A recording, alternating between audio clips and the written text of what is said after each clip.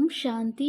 ಮಧುರಾತಿ ಮಧುರ ಶಿವ ಪರಮಾತ್ಮ ತಂದೆಯ ಮಧುರ ಮಹಾವಾಕ್ಯವನ್ನು ಕೇಳೋಣ. ಇಂದಿನ ಮುರಳಿಯ ದಿನಾಂಕವಾಗಿದೆ 27/8/2025. ಪ್ರಾತಃ ಮುರಳಿ ಬಾಪ್ತಾದ ಮಧುಬನ್. ಮಧುರ ಮಕ್ಕಳೇ, ನಿಮ್ಮ ಸತೋಪ್ರಧಾನ ಅದೃಷ್ಟವನ್ನು ರೂಪಿಸಿಕೊಳ್ಳಲು ನೆನಪಿನಲ್ಲಿರುವ ಹೆಚ್ಚು ಪುರುಷಾರ್ಥ ಮಾಡಿ. ನಾನು ಆತ್ಮನಾಗಿದ್ದೇನೆ, ಇದು ಸದಾ ನೆನಪಿರಲಿ. ತಂದೆಯಿಂದ ಪೂರ್ಣ ಆಸ್ತಿಯನ್ನು ತೆಗೆದುಕೊಳ್ಳಬೇಕು. ಇಂದಿನ ಪ್ರಶ್ನೆಯಾಗಿದೆ, ಮಕ್ಕಳಿಗೆ ನೆನಪಿನ ಚಾರ್ಟನ್ನು ಇಡುವುದು ಕಷ್ಟವಾಗುತ್ತದೆ ಏಕೆ?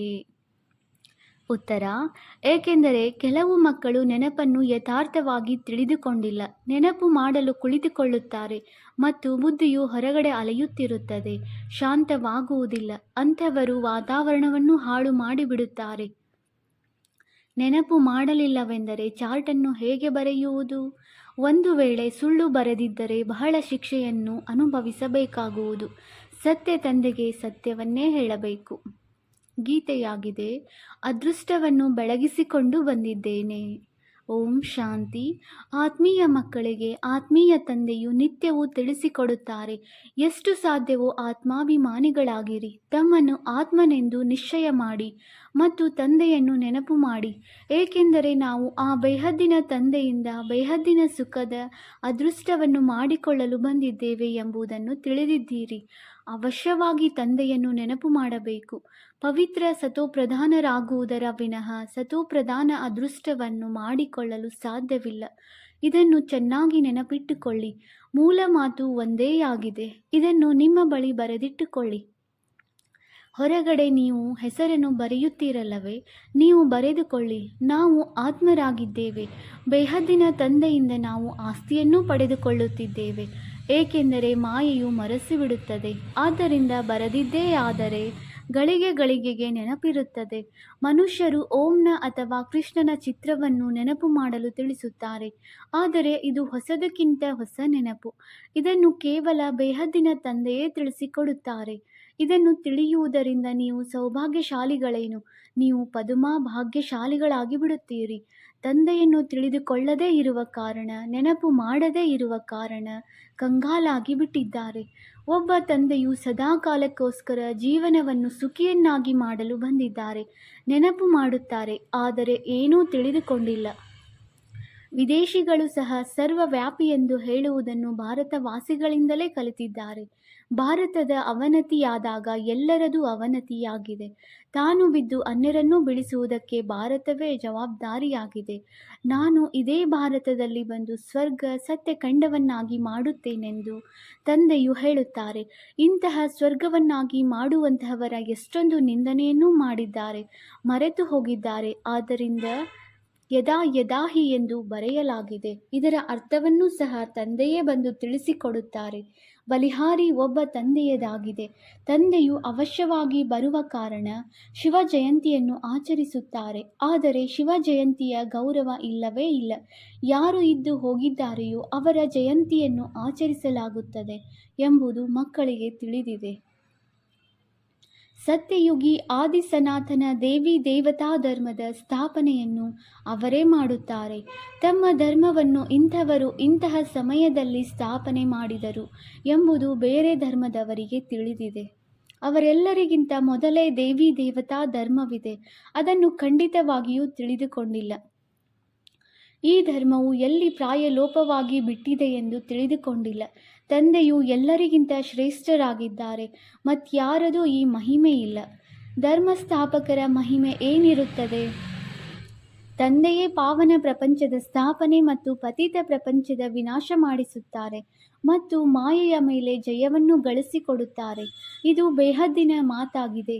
ರಾವಣನ ರಾಜ್ಯ ಇಡೀ ಬೇಹದ್ದಿನ ಪ್ರಪಂಚದ ಮೇಲಿದೆ. ಹದ್ದಿನ ಲಂಕೆಯ ಮಾತಿಲ್ಲ. ಇದು ಸೋಲು ಗೆಲುವಿನ ಕಥೆಯೂ ಆಗಿದೆ.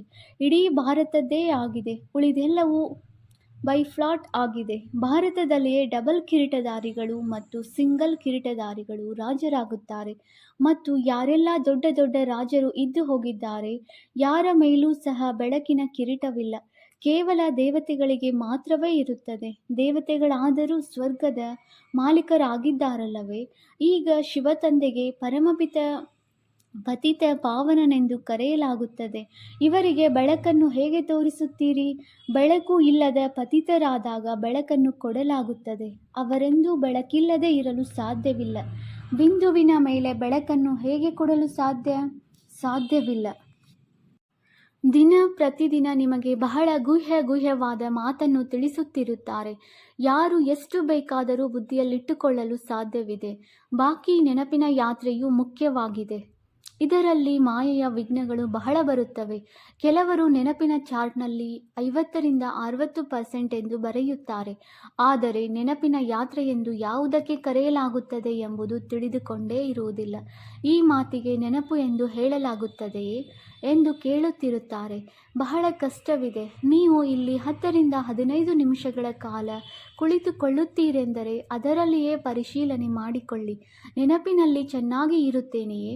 ಅನೇಕರು ನೆನಪಿನಲ್ಲಿಯೇ ಇರುವುದಿಲ್ಲ, ಮತ್ತೆ ವಾತಾವರಣವನ್ನು ಹಾಳು ಮಾಡಿಬಿಡುತ್ತಾರೆ. ನೆನಪಿಲ್ಲದೆ ಇರುವ ಕಾರಣ ವಿಘ್ನವನ್ನು ಹಾಕುತ್ತಿರುತ್ತಾರೆ. ಇಡೀ ದಿನ ಬುದ್ಧಿಯು ಹೊರಗಡೆ ಅಲೆಯುತ್ತಿರುತ್ತದೆ. ಅಂದಾಗ ಇಲ್ಲಿ ಶಾಂತವಾಗಿರಲು ಹೇಗೆ ಸಾಧ್ಯ? ಆದ್ದರಿಂದ ನೆನಪಿನ ಚಾರ್ಟನ್ನು ಇಡುವುದಿಲ್ಲ. ಅಸತ್ಯವನ್ನು ಬರೆಯುವುದರಿಂದ ಇನ್ನಷ್ಟು ದಂಡ ಬೀಳುತ್ತದೆ. ಅನೇಕ ಮಕ್ಕಳು ತಪ್ಪನ್ನು ಮಾಡಿ ಮುಚ್ಚಿಡುತ್ತಾರೆ. ಸತ್ಯವನ್ನು ಹೇಳುವುದಿಲ್ಲ. ತಂದೆಯು ಹೇಳಿದರೂ ಸತ್ಯವನ್ನು ಹೇಳದೇ ಇದ್ದರೆ ಇಷ್ಟೊಂದು ದೋಷವಾಗುತ್ತದೆ.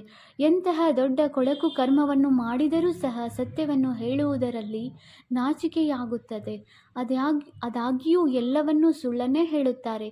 ಸುಳ್ಳು ಮಾಯೆ, ಸುಳ್ಳು ಕಾಯ ಅಲ್ಲವೇ? ಒಮ್ಮೆಲೆ ದೇಹಾಭಿಮಾನದಲ್ಲಿ ಬಂದು ಬಿಡುತ್ತಾರೆ. ಸತ್ಯವನ್ನು ಹೇಳುವುದು ಒಳ್ಳೆಯದೇ ಆಗಿದೆ. ಅನ್ಯರೂ ಸಹ ಕಲಿತುಕೊಳ್ಳುತ್ತಾರೆ. ಇಲ್ಲಿ ಸತ್ಯವನ್ನು ಹೇಳಬೇಕು. ಜ್ಞಾನದ ಜೊತೆಗೆ ನೆನಪಿನ ಯಾತ್ರೆಯೂ ಸಹ ಅಗತ್ಯವಿದೆ. ಏಕೆಂದರೆ ನೆನಪಿನ ಯಾತ್ರೆಯಿಂದಲೇ ತನ್ನ ಮತ್ತು ವಿಶ್ವದ ಕಲ್ಯಾಣವಾಗಲಿದೆ. ಜ್ಞಾನವನ್ನು ತಿಳಿಸುವುದು ಬಹಳ ಸಹಜವಾಗಿದೆ. ನೆನಪಿನಲ್ಲಿ ಪರಿಶ್ರಮವಿದೆ. ಬಾಕಿ ಬೀಜದಿಂದ ವೃಕ್ಷವು ಹೇಗೆ ಬರುತ್ತದೆ ಅದಂತೂ ಎಲ್ಲರಿಗೂ ತಿಳಿದಿರುತ್ತದೆ. ಬುದ್ಧಿಯಲ್ಲಿ 84 ಜನ್ಮಗಳ ಚಕ್ರವಿದೆ. ಬೀಜ ಮತ್ತು ವೃಕ್ಷದ ಜ್ಞಾನವಂತೂ ಇರುತ್ತದೆಯಲ್ಲವೇ?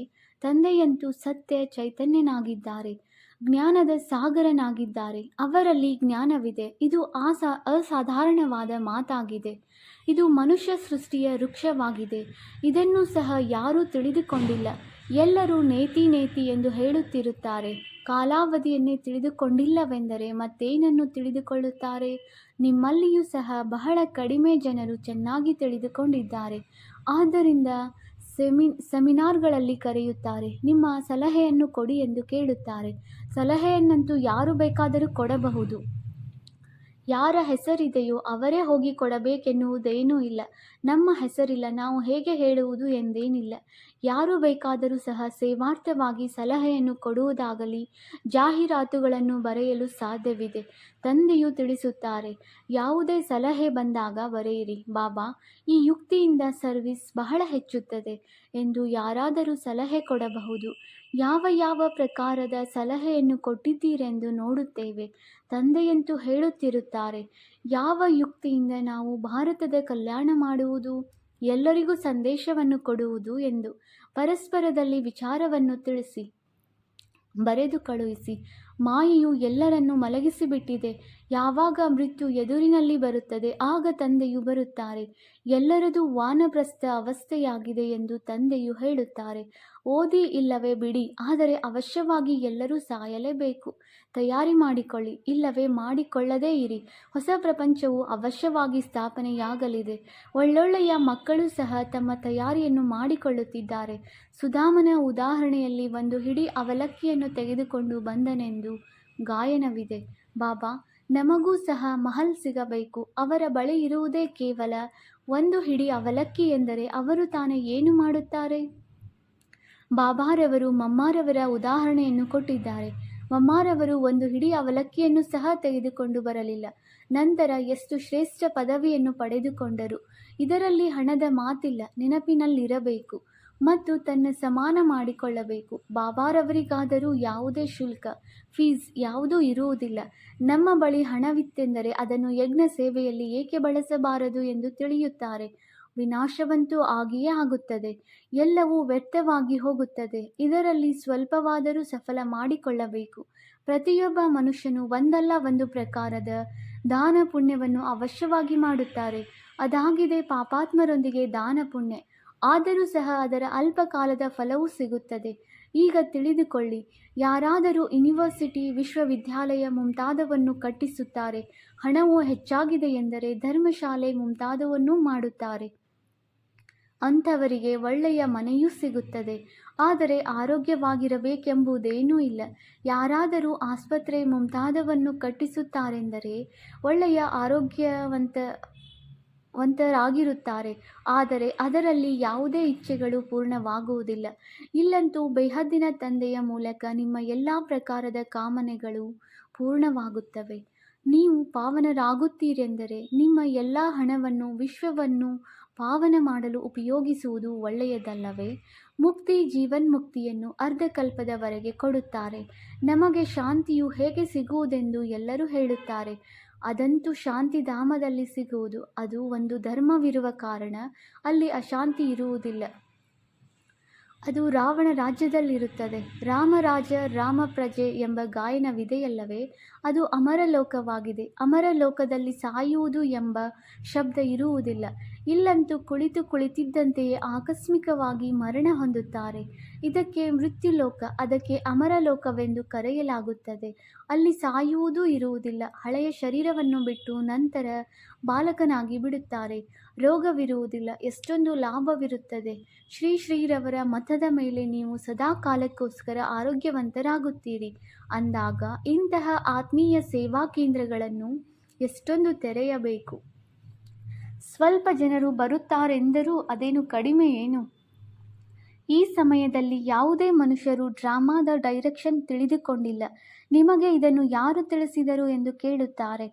ಅರೆ, ನಮಗೆ ತಿಳಿಸುವಂಥವರು ತಂದೆಯಾಗಿದ್ದಾರೆ. ಇಷ್ಟೊಂದು ಜನ ಬಿಕೆಗಳಾಗಿದ್ದಾರೆ. ನೀವು ಸಹ ಬಿಕೆಯಾಗಿದ್ದೀರಿ. ಶಿವ ತಂದೆಯ ಮಕ್ಕಳಾಗಿದ್ದೀರಿ. ಪ್ರಜಾಪಿತ ಬ್ರಹ್ಮರವರ ಮಕ್ಕಳಾಗಿದ್ದೀರಿ. ಇವರು ಮನಕುಲದ ಗ್ರೇಟ್ ಗ್ರ್ಯಾಂಡ್ ಫಾದರ್ ಆಗಿದ್ದಾರೆ. ಇವರಿಂದ ನಾವು ಬಿಕೆಗಳಾಗಿದ್ದೇವೆ. ಮನೆತನಗಳು ಇರುತ್ತವೆಯಲ್ಲವೇ? ನಿಮ್ಮ ದೇವಿ ದೇವತಾ ಕುಲವು ಬಹಳ ಸುಖವನ್ನು ಕೊಡುವಂಥದ್ದಾಗಿದೆ. ಇಲ್ಲಿ ನೀವು ಉತ್ತಮರಾಗುತ್ತೀರಿ. ನಂತರ ಅಲ್ಲಿ ರಾಜ್ಯವನ್ನೂ ಮಾಡುತ್ತೀರಿ. ಇದು ಯಾರದೇ ಬುದ್ಧಿಯಲ್ಲಿ ಇರಲು ಸಾಧ್ಯವಿಲ್ಲ. ದೇವತೆಗಳ ಪಾದವು ಈ ತಮೋಪ್ರಧಾನ ಜಗತ್ತಿನಲ್ಲಿ ಇಡಲು ಸಾಧ್ಯವಿಲ್ಲವೆಂದು ನೀವು ಮಕ್ಕಳಿಗೆ ತಿಳಿಸಲಾಗಿದೆ. ಜಡಚಿತ್ರದ ನೆರಳು ಬೀಳಲು ಸಾಧ್ಯವಿದೆ, ಚೈತನ್ಯರ ನೆರಳು ಬೀಳಲು ಸಾಧ್ಯವಿಲ್ಲ. ಆದ್ದರಿಂದ ಮಕ್ಕಳೇ, ಮೊದಲನೆಯದು ನೆನಪಿನ ಯಾತ್ರೆಯಲ್ಲಿರಿ. ಯಾವುದೇ ವಿಕರ್ಮವನ್ನು ಮಾಡಬೇಡಿ ಮತ್ತು ಸೇವೆಯ ಯುಕ್ತಿಗಳನ್ನು ರಚಿಸಿ ಎಂದು ತಂದೆಯು ಹೇಳುತ್ತಾರೆ. ಬಾಬಾ, ನಾವು ಲಕ್ಷ್ಮೀನಾರಾಯಣರಂತೆ ಆಗುತ್ತೇವೆಂದು ಮಕ್ಕಳು ಹೇಳುತ್ತಾರೆ. ನಿಮ್ಮ ಬಾಯಲ್ಲಿ ಗುಲಾಬ್ ಜಾಮೂನ್ ಎಂದು ತಂದೆಯು ಹೇಳುತ್ತಾರೆ. ಇದಕ್ಕಾಗಿ ಪರಿಶ್ರಮ ಪಡಬೇಕಾಗಿದೆ. ಶ್ರೇಷ್ಠ ಪದವಿಯನ್ನು ಪಡೆಯಬೇಕೆಂದರೆ ತನ್ನ ಸಮಾನ ಮಾಡಿಕೊಳ್ಳುವ ಸೇವೆ ಮಾಡಿ. ನೀವು ಒಂದು ದಿನ ನೋಡುತ್ತೀರಿ, ಒಬ್ಬೊಬ್ಬ ಮಾರ್ಗದರ್ಶಕನ ಜೊತೆ 100-200 ಯಾತ್ರಿಗಳನ್ನು ಕರೆದುಕೊಂಡು ಬರುತ್ತಾರೆ. ಮುಂದೆ ಹೋದಂತೆ ನೋಡುತ್ತಾ ಇರುತ್ತೀರಿ. ಮೊದಲೇ ಏನನ್ನಾದರೂ ಹೇಳಲು ಸಾಧ್ಯವಿದೆಯೇ? ಏನೆಲ್ಲ ನಡೆಯುತ್ತಿರುತ್ತದೆಯೋ ಅದನ್ನು ನೋಡುತ್ತಿರುತ್ತೀರಿ. ಇದು ಬೇಹದ್ದಿನ ನಾಟಕವಾಗಿದೆ. ನಿಮ್ಮದು ತಂದೆಯ ಜೊತೆ ಎಲ್ಲರಿಗಿಂತ ಮುಖ್ಯ ಪಾತ್ರವಾಗಿದೆ. ಹಳೆಯ ಪ್ರಪಂಚವನ್ನು ಹೊಸದನ್ನಾಗಿ ಮಾಡುತ್ತೀರಿ. ನೀವು ಪುರುಷೋತ್ತಮ ಸಂಗಮ ಯುಗಿಗಳಾಗಿದ್ದೀರಿ. ನೀವು ಸುಖಧಾಮದ ಮಾಲೀಕರಾಗುತ್ತೀರಿ. ಅಲ್ಲಿ ದುಃಖದ ಹೆಸರು ಗುರುತು ಇರುವುದಿಲ್ಲ. ತಂದೆಯು ದುಃಖಹರ್ತ ಸುಖಕರ್ತನಾಗಿದ್ದಾರೆ. ದುಃಖದಿಂದ ಮುಕ್ತರನ್ನಾಗಿ ಮಾಡುತ್ತಾರೆ. ಭಾರತವಾಸಿಗಳು ಇಷ್ಟೆಲ್ಲ ಹಣವಿದೆ, ದೊಡ್ಡ ದೊಡ್ಡ ಮಹಲಿದೆ, ವಿದ್ಯುತ್ ಇದೆ, ಅಷ್ಟೇ ಇದೆ ಸ್ವರ್ಗವೆಂದು ತಿಳಿದುಕೊಳ್ಳುತ್ತಾರೆ. ಇದೆಲ್ಲವೂ ಮಾಯೆಯ ಆಡಂಬರವಾಗಿದೆ. ಸುಖಕ್ಕಾಗಿ ಬಹಳ ಸಾಧನಗಳನ್ನು ಮಾಡುತ್ತಾರೆ, ದೊಡ್ಡ ದೊಡ್ಡ ಮಹಲುಗಳನ್ನು ಕಟ್ಟುತ್ತಾರೆ. ಆದರೂ ಮೃತ್ಯುವು ಆಕಸ್ಮಿಕವಾಗಿ ಬಂದು ಬಿಡುತ್ತದೆ. ಅಲ್ಲಿಯಾದರೂ ಮೃತ್ಯುವಿನ ಭಯವಿಲ್ಲ. ಇಲ್ಲಂತೂ ಆಕಸ್ಮಿಕವಾಗಿ ಮರಣ ಹೊಂದುತ್ತಾರೆ. ನಂತರ ಎಷ್ಟೊಂದು ಶೋಕ ಪಡುತ್ತಾರೆ. ನಂತರ ಸಮಾಧಿಯ ಬಳಿ ಹೋಗಿ ಕಣ್ಣೀರನ್ನೂ ಸುರಿಸುತ್ತಾರೆ. ಪ್ರತಿಯೊಬ್ಬರದು ತಮ್ಮದೇ ಆದ ಪದ್ಧತಿಗಳಿವೆ, ಅನೇಕ ಮತಗಳಿವೆ. ಸತ್ಯಯುಗದಲ್ಲಿ ಇಷ್ಟೆಲ್ಲ ಮಾತುಗಳಿರುವುದಿಲ್ಲ. ಅಲ್ಲಿಯಾದರೂ ಒಂದು ಶರೀರವನ್ನು ಬಿಟ್ಟು ಮತ್ತೊಂದನ್ನು ತೆಗೆದುಕೊಳ್ಳುತ್ತಾರೆ. ಅಂದಾಗ ನೀವು ಎಷ್ಟೊಂದು ಸುಖದಲ್ಲಿ ಹೋಗುತ್ತೀರಿ. ಅದಕ್ಕಾಗಿ ಎಷ್ಟೊಂದು ಪುರುಷಾರ್ಥವನ್ನೂ ಮಾಡಬೇಕು. ಹೆಜ್ಜೆ ಹೆಜ್ಜೆಯಲ್ಲಿ ಸಲಹೆ ಪಡೆದುಕೊಳ್ಳಬೇಕು. ಗುರುವಿನ ಅಥವಾ ಪತಿಯ ಮತವನ್ನು ತೆಗೆದುಕೊಳ್ಳುತ್ತಾರೆ ಅಥವಾ ತನ್ನ ಮತದಂತೆ ನಡೆಯುತ್ತಾ ಹೋಗುತ್ತಾರೆ. ಆಸೂರಿ ಮತವು ಏನು ಕೆಲಸ ಕೊಡುತ್ತದೆ? ಆಸೂರಿ ಕಡೆಯೇ ಅಂಟಿಕೊಳ್ಳುತ್ತಾರೆ. ಈಗ ನಿಮಗೆ ಈಶ್ವರೀಯ ಮತ, ಶ್ರೇಷ್ಠಾತಿ ಶ್ರೇಷ್ಠವಾದ ಮತ ಸಿಗುತ್ತದೆ. ಆದ್ದರಿಂದ ಶ್ರೀಮದ್ ಭಗವಾನ್ ವಾಚವೆಂದು ಗಾಯನವಿದೆ. ನೀವು ಮಕ್ಕಳು ಶ್ರೀಮತದಿಂದ ಇಡೀ ವಿಶ್ವವನ್ನು ಪಾವನ ಮಾಡುತ್ತೀರಿ, ಆ ಸ್ವರ್ಗದ ಮಾಲೀಕರಾಗುತ್ತೀರಿ. ಆದ್ದರಿಂದ ನೀವು ಪ್ರತಿಯೊಂದು ಹೆಜ್ಜೆಯಲ್ಲಿ ಶ್ರೀಮತವನ್ನು ತೆಗೆದುಕೊಳ್ಳುತ್ತಿರಬೇಕು. ಆದರೆ ಯಾರ ಅದೃಷ್ಟದಲ್ಲಿಲ್ಲವೋ ಅಂಥವರು ಮತದನುಸಾರ ನಡೆಯುವುದಿಲ್ಲ. ತಂದೆಯು ತಿಳಿಸುತ್ತಾರೆ, ಯಾರಲ್ಲಿಯಾದರೂ ತನ್ನ ಬುದ್ಧಿವಂತಿಕೆಯಿಂದ ಇದ್ದರೆ ಸಲಹೆ ಇದೆ ಎಂದರೆ ತಂದೆಗೆ ಕಳುಹಿಸಿಕೊಡಿ. ಯಾರ್ಯಾರು ಸಲಹೆಯನ್ನು ಕೊಡಲು ಯೋಗ್ಯರಿದ್ದಾರೆ ಎಂಬುದು ತಂದೆಗೆ ತಿಳಿದಿದೆ. ಹೊಸ ಹೊಸ ಮಕ್ಕಳು ಹುಟ್ಟುತ್ತಿರುತ್ತಾರೆ. ಯಾರು ಒಳ್ಳೊಳ್ಳೆಯ ಮಕ್ಕಳಿದ್ದಾರೆ ಎಂಬುದು ತಂದೆಗೆ ತಿಳಿದಿದೆ. ವ್ಯಾಪಾರಸ್ಥರಿಗೂ ಸಹ ಸಲಹೆಯನ್ನು ಕೊಡಬೇಕಾಗಿದೆ. ಈ ರೀತಿ ಪ್ರಯತ್ನ ಪಡುವುದರಿಂದ ತಂದೆಯ ಪರಿಚಯ ಸಿಗುವುದು. ಅಂಗಡಿಗಳಲ್ಲಿಯೂ ಸಹ ಎಲ್ಲರಿಗೂ ನೆನಪನ್ನು ತರಿಸುತ್ತಾ ಇರಿ. ಭಾರತದಲ್ಲಿ ಯಾವಾಗ ಸ್ವರ್ಗವಿತ್ತೋ ಆಗ ಒಂದು ಧರ್ಮವಿತ್ತು. ಇದರಲ್ಲಿ ಬೇಸರ ಪಡುವ ಮಾತೇ ಇಲ್ಲ. ಎಲ್ಲರಿಗೂ ಒಬ್ಬರೇ ತಂದೆ ಇದ್ದಾರೆ. ನನ್ನೊಬ್ಬನನ್ನೇ ನೆನಪು ಮಾಡಿರಿ, ಆಗ ನಿಮ್ಮ ವಿಕರ್ಮಗಳು ವಿನಾಶವಾಗುತ್ತದೆ, ಸ್ವರ್ಗಕ್ಕೆ ಮಾಲೀಕರಾಗಿ ಬಿಡುತ್ತೀರಿ ಎಂದು ತಂದೆಯು ಹೇಳುತ್ತಾರೆ. ಒಳ್ಳೆಯದು. ಮಧುರಾತಿ ಮಧುರ ಅಗಲಿ ಹೋಗಿ ಮರಳಿ ಸಿಕ್ಕಿರುವ ಮಕ್ಕಳ ಪ್ರತಿ ಮಾತಾಪಿತ ಬಾಪ್ದಾದಾರವರ ನೆನಪು, ಪ್ರೀತಿ ಹಾಗೂ ಸುಪ್ರಭಾತ. ಆತ್ಮೀಯ ಮಕ್ಕಳಿಗೆ ಆತ್ಮೀಯ ತಂದೆಯ ನಮಸ್ತೆ. ನಾವು ಆತ್ಮೀಯ ಮಕ್ಕಳಿಂದ ಆತ್ಮೀಯ ತಂದೆಗೆ ನೆನಪು, ಪ್ರೀತಿ ಹಾಗೂ ನಮಸ್ತೆ ನಮಸ್ತೆ ನಮಸ್ತೆ. ಧಾರಣೆಗಾಗಿ ಮುಖ್ಯ ಸಾರ. ಪಾಯಿಂಟ್ ನಂಬರ್ 1, ಶ್ರೀಮತದಂತೆ ನಡೆದು ಇಡೀ ವಿಶ್ವವನ್ನು ಸ್ವರ್ಗವನ್ನಾಗಿ ಮಾಡುವ ಸೇವೆಯನ್ನು ಮಾಡಬೇಕು. ಅನೇಕರನ್ನು ತನ್ನ ಸಮಾನ ಮಾಡಿಕೊಳ್ಳಬೇಕು. ಆಸೂರಿಯ ಮತದಿಂದ ತನ್ನನ್ನು ರಕ್ಷಣೆ ಮಾಡಿಕೊಳ್ಳಬೇಕು. ಪಾಯಿಂಟ್ ನಂಬರ್ 2, ನೆನಪಿನ ಪರಿಶ್ರಮದಿಂದ ಆತ್ಮವನ್ನು ಸತೋ ಪ್ರಧಾನವನ್ನಾಗಿ ಮಾಡಿಕೊಳ್ಳಬೇಕು. ಸುಧಾಮನ ರೀತಿ ಒಂದು ಹಿಡಿ ಅವಲಕ್ಕಿ ಇದ್ದರೂ ಸಹ ಅದನ್ನು ಸಫಲ ಮಾಡಿ ತಮ್ಮ ಸರ್ವ ಇಚ್ಛೆಗಳನ್ನು ಪೂರ್ಣ ಮಾಡಿಕೊಳ್ಳಬೇಕು. ವರದಾನ: ಒಬ್ಬ ತಂದೆಯ ಹೊರತು ಬೇರೆ ಯಾರೂ ಇಲ್ಲ. ಈ ದೃಢ ಸಂಕಲ್ಪದ ಮೂಲಕ ಅವಿನಾಶಿ ಅಮರ ಭವ. ಯಾವ ಮಕ್ಕಳು ಒಬ್ಬ ತಂದೆಯ ಹೊರತು ಬೇರೆ ಯಾರೂ ಇಲ್ಲ ಎನ್ನುವ ಈ ದೃಢ ಸಂಕಲ್ಪ ಮಾಡುತ್ತಾರೆ, ಅವರ ಸ್ಥಿತಿ ಸ್ವತಃ ಮತ್ತು ಸಹಜವಾಗಿ ಏಕರಸವಾಗಿ ಬಿಡುವುದು. ಇದೇ ದೃಢ ಸಂಕಲ್ಪದಿಂದ ಸರ್ವ ಸಂಬಂಧಗಳ ಅವಿನಾಶಿಯಳೆ ಸೇರಿಕೊಂಡು ಬಿಡುವುದು ಮತ್ತು ಅವರಿಗೆ ಸದಾ ಅವಿನಾಶಿ ಭವ, ಅಮರ ಭವದ ವರದಾನ ಸಿಕ್ಕಿಬಿಡುವುದು. ದೃಢ ಸಂಕಲ್ಪ ಮಾಡುವುದರಿಂದ ಪುರುಷಾರ್ಥದಲ್ಲಿಯೂ ಸಹ ವಿಶೇಷ ರೂಪದಿಂದ ಲಿಫ್ಟ್ ಸಿಗುವುದು. ಯಾರಿಗೆ ಒಬ್ಬ ತಂದೆಯ ಜೊತೆ ಸರ್ವ ಸಂಬಂಧವಿದೆ ಅವರಿಗೆ ಸರ್ವ ಪ್ರಾಪ್ತಿಗಳು ಸ್ವತಃವಾಗಿ ಆಗಿಬಿಡುವುದು. ಸ್ಲೋಗನ್: ಯೋಚಿಸುವುದು, ಹೇಳುವುದು ಮತ್ತು ಮಾಡುವುದು ಮೂರನ್ನು ಒಂದೇ ಸಮಾನ ಮಾಡಿ, ಆಗ ಹೇಳಲಾಗುವುದು ಸರ್ವೋತ್ತಮ ಪುರುಷಾರ್ಥಿ. ಅವ್ಯಕ್ತ ಸೂಚನೆ: ಸಹಜ ಯೋಗಿ ಆಗಬೇಕೆಂದರೆ ಪರಮಾತ್ಮನ ಪ್ರೀತಿಯ ಅನುಭವಿಯಾಗಿರಿ.